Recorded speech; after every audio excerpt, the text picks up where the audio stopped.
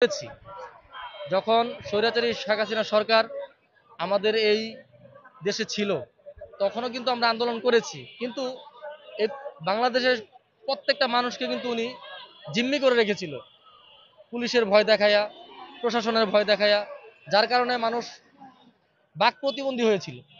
ঠিক আছে, এখন এই স্বৈরাচারী সরকারকে আমরা উচ্ছেদ করেছি এই দেশ থেকে। এখন মানুষ বাক স্বাধীনতা ফিরে পেয়েছে। আর এর জন্যই আমাদের বাংলাদেশের বিভিন্ন যে প্রতিষ্ঠান আছে, প্রত্যেকটা প্রতিষ্ঠানের আউটসোর্সিং কর্মচারীরা, তারা যে মানে এতদিন যাবত মানে তাদের যে সমস্যাগুলো ছিল, এই সমস্যাগুলো তারা প্রেজেন্ট করতে পারে নাই। যার কারণে এখন বাক স্বাধীনতা ফিরে পাওয়ার পরে এখন প্রত্যেকটা প্রতিষ্ঠানে যে আউটসোর্সিং দৈনিক মজুরি ভিত্তিক যারা আছে, প্রকল্প ভিত্তিক, সবাই কিন্তু এই তাদের দাবিগুলো নিয়ে হাজির হয়েছে। আপনারা বিগত দিনেও দেখেছেন, আন্দোলন করেছি আমরা, এখনো আন্দোলনের সংগ্রাম আমরা করে যাচ্ছি, সেহেতু আমাদেরকে যে নোবেলজয়ী যে ডক্টর ইউনূস সাহেব আছেন, ঠিক আছে, ওনাকে স্যার বলি, উনি আমাদের সম্মানী একজন ব্যক্তি। তো উনি চাইলে কিন্তু আমাদের যে 18 নীতিমালা বাদ দিয়ে আমাদের যে 8-এর নীতিমালাটা ছিল, ঠিক আছে, যে আগে কিন্তু আপনারা জানেন যে মাস্টার রুল, ইভেন উন্নয়ন খাত যে প্রকল্পগুলো ছিল, তখন কিন্তু এটার প্রতিষ্ঠানের একটা মানে নিয়োগ ছিল। যার কারণে কিন্তু ঠিকাদারের যে দাসপ্রথা এখন আমরা আছি, এটা কিন্তু স্বৈরাচারী শেখ হাসিনা সরকার ওনার সময় এটা উনি তৈরি করে দিয়ে গেছেন, বিভিন্ন খাত থেকে তারা ব্যবসা করে খাওয়ার জন্য, লুটপাট করে খাওয়ার জন্য। ঠিক আছে, এখন যেহেতু ওনাকে আমরা উচ্ছেদ করে দিয়েছি, সেহেতু কিন্তু এখন আমরা আমরা পারি যে আমাদের যে দুর্নীতিগুলো আছে আমাদের বাংলাদেশে কিন্তু প্রত্যেকটা সরকারি ডিপার্টমেন্ট নিয়ে যে দুর্নীতিগুলো খেলা হচ্ছে, এগুলো আউটসোর্সিং এর মাধ্যমে হচ্ছে। তো আমরা চাচ্ছি এই দাসপ্রথাটা উঠাইয়া আমাদের দেশটাকে যাতে আবার সুন্দর একটা সমৃদ্ধ একটা দেশ হিসেবে আমরা উপহার দেই।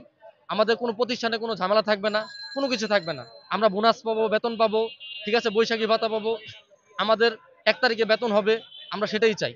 এই যে 3 মাস, 4 মাস, 6 মাস, 1 বছর এভাবে পরপর যে বেতন পায় প্রত্যেকটা মানুষ, এই যে আপনি আপনি একজন সাংবাদিক ভাই, আপনার কিন্তু ঘরে মা বোন আছে, তাদেরকে নিয়ে আপনার বাচ্চার একটা স্বপ্ন দেখেন, আপনি তাদের মুখে ভাত তুলে দেওয়ার জন্য একটু কষ্ট করতেছেন আপনি, মানুষের দ্বারা দ্বারা ঘুরে, তাই না?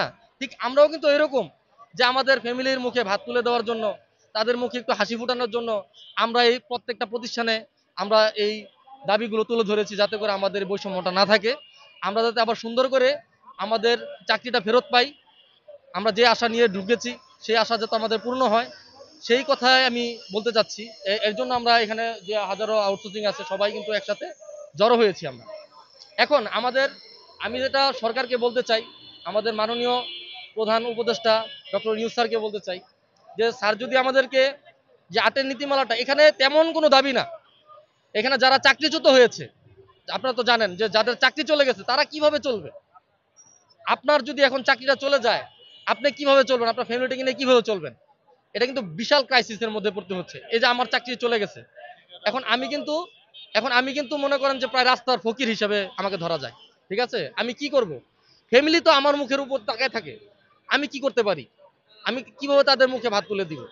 আমার তো সেই চিন্তায় কিন্তু আমি এখানে চলে আসছি, যাতে করে আমার চাকরিটা আমি ফেরত পাই। ইভেন এভাবে ঠিকাদার প্রথা যদি বাতিল না হয়, তাহলে কিন্তু এই যে হাজারো আউটসোর্সিং এভাবে দাস প্রথা হয়ে থাকবে।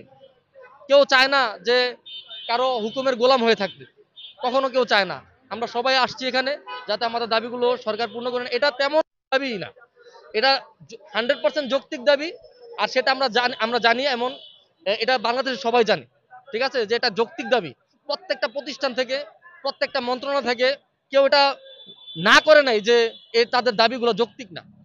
সেহেতু আমি বলতে চাই যে মাননীয় প্রধান উপদেষ্টা ডক্টর ইউনূস স্যারকে বলতে চাই যে আপনি আমাদের দাবিগুলো মানেন, আমাদেরকে দেখেন, আমাদের দাবিগুলো যৌক্তিক কিনা সেটা দেখেন আপনি।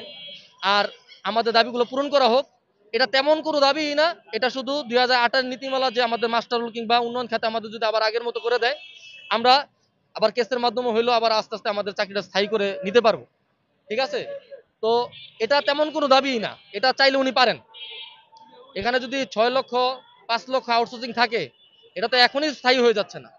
আমাদেরকে যদি এখন আবার মাস্টার রুলে কিংবা উন্নয়ন খাতে দেওয়া হয়, তাহলে কিন্তু আমরা প্রতিষ্ঠান ভিত্তিক চলে গেলাম, মানে যে ঠিকাদার ভিত্তিক যেটা ছিল সেটা কিন্তু আর থাকলো না।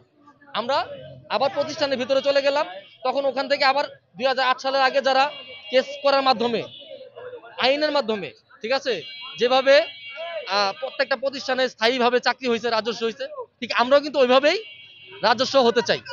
ঠিক আছে, আমাদের এখন এভাবে তাড়াহুড়া করে আমাদের স্থায়ী না করলে আমরা সমস্যা নাই, কিন্তু আমাদের প্রতিষ্ঠানে মূলত নিয়োগটা এখন দিতে হবে ঠিকাদার বাদ দিয়ে। আর যারা চাকরিচ্যুত হয়েছে তাদেরকে চাকরিতে বহাল দিতে হবে, এটা 100% শিওর। এটা ছাড়া আমাদের আর তেমন কোনো দাবি নাই। হ্যাঁ, আর বেতন বোনাস গুলো যাতে ঠিকঠাক মতো দেয়, আর আমাদের মজুরিটা যেন আগের থেকে আরো বাড়তি করে, কারণ এই টাকা দিয়ে বর্তমান সময়ে চলাটা খুবই মুশকিল। সবকিছু দাম দর বৃদ্ধি পাইছে, মানুষ বৃদ্ধি পাইছে, যার কারণে এখন কিন্তু আমরা স্বাভাবিকভাবে চলতে পারতেছি না। ঠিক আছে, তো এর জন্য আমি বললাম যে আপনাদের কাছে, আপনাদের সাংবাদিক ভাইদের কাছে আকুল আবেদন, আপনারাও বিষয়টা তুলে ধরবেন প্রধান উপদেষ্টাদের কাছে, ঠিক আছে, যাতে করে আমাদের এই যৌক্তিক দাবিটা অন্তত তারা মেনে নেয়। আমরা আর তাদের আমরা আর এই ডক্টর ইউনূস স্যারের কাছে কিছুই চাই না। ঠিক আছে,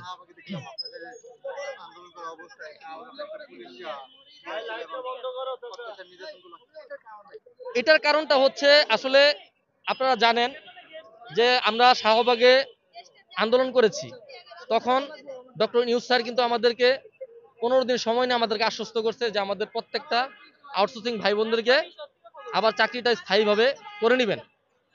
কিন্তু আমাদের এটা আশ্বাস দিছে, আশ্বাস দেওয়ার পরে 15 দিন পরে কিন্তু আর সেই দাবি উনি আশ্বাস তো করেন নাই, মানে যেটা করেছিল সেটা আবার উনি মানে পরিপূর্ণ করে নাই। তো এর জন্য আমি পরে আমরা আবার আবার যে 22-এ মানে ওই তারিখটা আমি ভুলে গেছি, যাই হোক আমরা আবার আন্দোলনে জড়াইছিলাম। তো তখনও কিন্তু আবার আমাদেরকে 15 দিন সময় নিয়েছিল। মানে আমাদেরকে নিয়ে খেলাধুলা করতেছে তারা, মানুষকে নিয়ে খেলাটা কিন্তু ঠিক না। আমরা যদি কি খেলতেছে দেখেন না, কে খেলতেছে এখন, সরকাররা যদি বলে যে আমরা তোমাদেরকে 15 দিন সময় নিলাম, 15 দিন পরে তোমাদেরকে তোমাদেরকে আমরা নিয়ে নিব, তোমাদের চাকরি স্থায়ী করার জন্য আমরা আশ্বাস দিলাম, আশ্বাসটা আমরা আমরা সেটা পূরণ করব, ঠিক আছে। কিন্তু জি, মাস্ক খোলা যাবে, মাস্ক খোলা যাবে না। থাক, না থাক থাক, প্রবলেম আছে একটু একটু